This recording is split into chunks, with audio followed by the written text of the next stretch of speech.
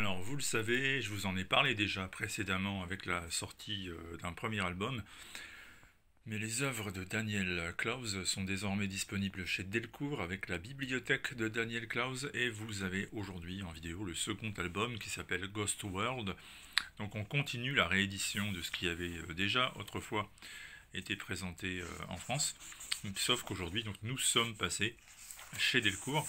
C'est là que ça se passe avec ce qui est l'un des chefs-d'œuvre de l'artiste, assurément. Une de ses œuvres majeures, qui plus est plus abordable, lisible par plus de monde par rapport à la première vidéo que nous avions fait avec comme un gant de velours pris dans la fonte, qui reste tout de même assez hermétique, très très étrange.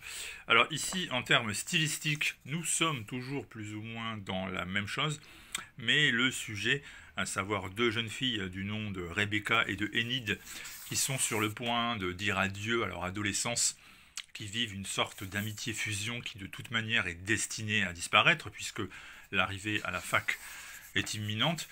Et nous avons donc cette relation un peu étrange. On a presque parfois l'impression qu'elle va déboucher sur quelque chose, sur un rapport plus intime, mais ce ne sera pas le cas.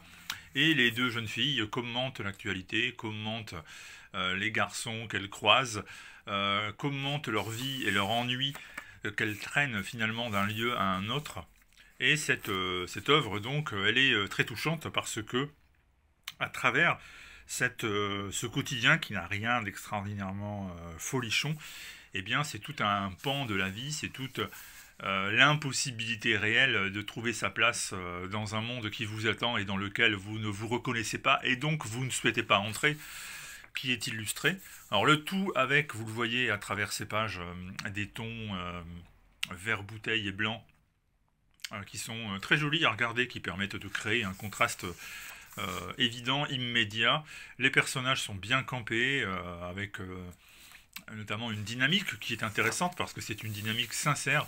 C'est généralement comme ça que ça se passe quand il y a deux amis. Vous en avez toujours une qui a plus d'emprise sur l'autre, et vous en avez toujours une qui est une leaduse, tandis que l'autre se contente plus ou moins de suivre.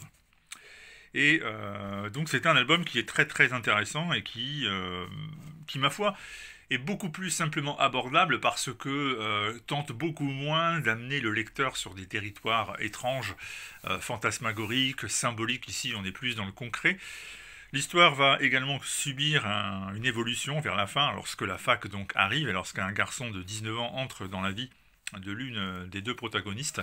Et à partir de là, plutôt que de voir se créer un simple trio sentimental comme ça aurait pu être le cas chez un auteur peu inspiré, ça va en fait permettre de mettre à jour toutes les contradictions et tout ce qui rôde à l'intérieur de l'esprit des deux jeunes filles, et ça va donc faire exploser le récit vers quelque chose de touchant et vers une fin que j'ai envie de qualifier d'inévitable, mais pour autant qui est vraiment poignante, sincère.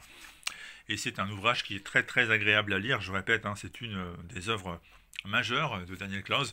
Si vous ne deviez lire que 2 ou 3 albums pour vous faire une idée un peu de qui est cet artiste, eh bien, je vous recommande fortement d'inclure Ghost World dans la sélection, parce que vous ne serez pas déçus. C'est une histoire à la fois honnête, personnelle, et puis en même temps, c'est une vraie histoire qui ne nécessite pas une interprétation parfois même à la limite de la possibilité du lecteur, comme ça avait été le cas dans la grande BD qui est pourtant comme un gant de velours pris dans la fonte.